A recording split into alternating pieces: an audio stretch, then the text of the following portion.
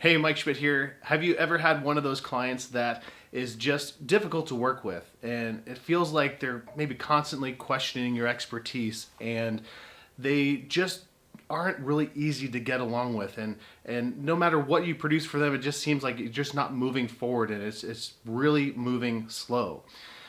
In my experience, when you have clients like that, what I have to look at is, have I done a really clear job of setting the picture of what the steps are?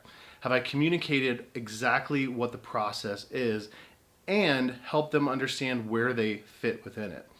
I find that when I've done a poor job of that, I get these clients that are almost trying to take control of the process themselves or inventing what it should happen next. Here's an interesting way to look at it. If you were driving down the highway in a bus and you recognized that the driver was suddenly not there, what's the first thing you do? Well, I bet you'd run your butt straight to the front and grab control of that wheel so you knew that bus wasn't going to crash and you knew exactly that you'd be able to steer that.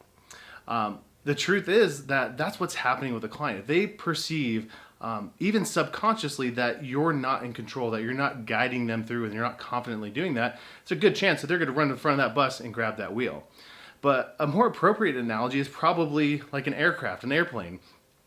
If you realize that there was no pilot up front, you'd run to the front. But if you're not a trained pilot, the likelihood of you actually safely guiding that plane to a landing is unlikely. And that's the thing, is our clients hire us because they're looking for an expert. They're not trained in this. So the likelihood that they're going to safely bring that project to a successful conclusion because of the way that they're going to guide that process is pretty low.